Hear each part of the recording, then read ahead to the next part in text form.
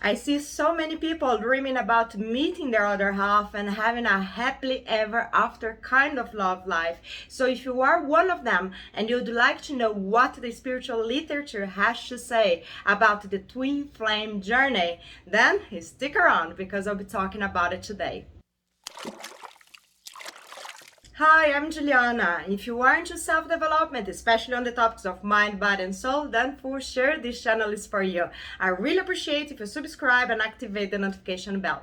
I'll start this video telling you the difference between the concepts of soulmates and twin flames. Soulmates are souls that belong to the same group as you do, and you have a lot of them. You will meet a few of them during your lifetime, and they will play different roles. They can be friends, family members, or even lovers. And the duration of your connection with them might be something between 5 minutes or even a whole life. Now, the concept of twin flame, it is quite different. It says that the consciousness, once it comes down into this world of dualities, it splits itself in two halves. It also says that everybody has a twin flame, but not everybody will meet or stay together with their twin in this lifetime. The twin flame journey, it is described as a very spiritual one where each twin has worked out their karma, evolved spiritually before they can meet again, and when they are at the same level, they can unify in order to ascend to higher levels of consciousness. Now, there is something that I really need to tell you about it. This concept was first introduced by the philosopher Plato, and nowadays it is mainly found on spiritual groups and channeled materials. But as far as I can remember, I didn't read anything about it on the hypnosis material that I came across, especially from Dolores Cannon and Michael Newton. None of their clients have mentioned anything like a twin flame journey. What they usually describe it is different marriage agreements with different soulmates in different lifetimes. If you have a marriage contract, because it's not all the time that your soul decides to have this kind of experience.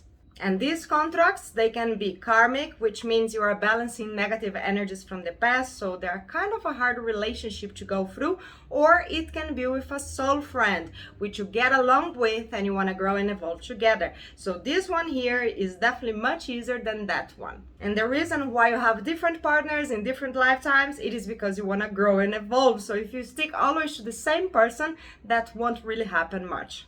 If you know about a hypnosis book from a respected author that talks about twin flames, please let me know and write below in the comments because I would love to read this book. Now let's get back and talk about the twin flame journey. It is usually described as being quite intense and painful. And no surprise in that, because usually spiritual journeys, they require that you expand beyond your ego, and that always hurts.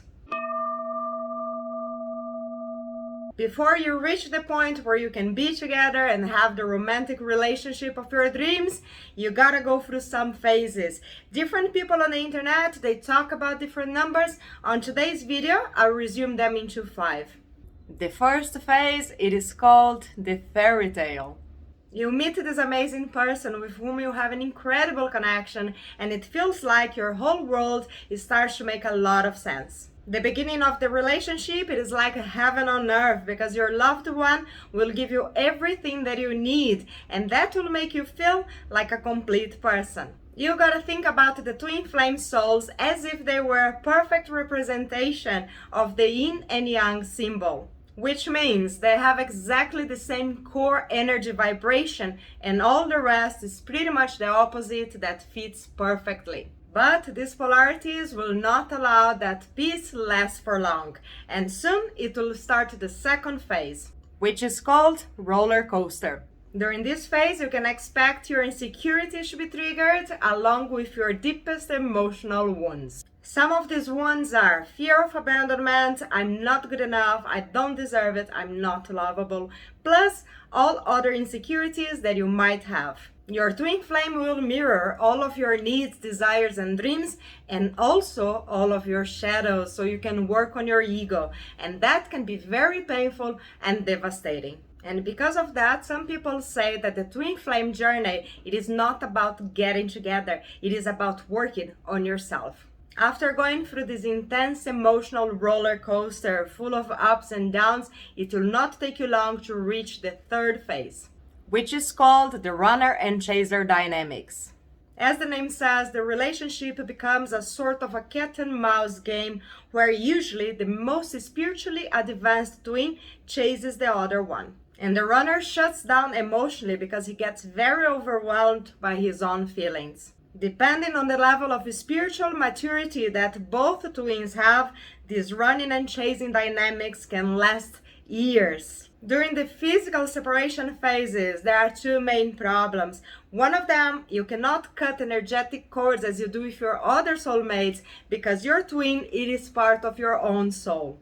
The second issue is that you remain telepathically connected to your twin even though you don't talk or see each other for a few years. And the only way to get out of this painful situation it is to move on to the fourth phase, which is called surrender and dissolution. You only reach this phase when you dissolve every single need that your ego has about this relationship and when you surrender and have faith in the perfect divine timing. There is a possibility that the fifth phase, which is the union, will not necessarily happen in the reincarnation that you physically meet your twin flame.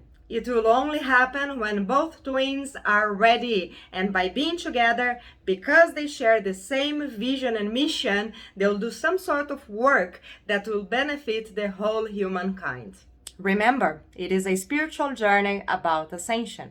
It is said that after they unite and do the work they have to do for the collective, they will ascend and no longer reincarnate in the physical levels.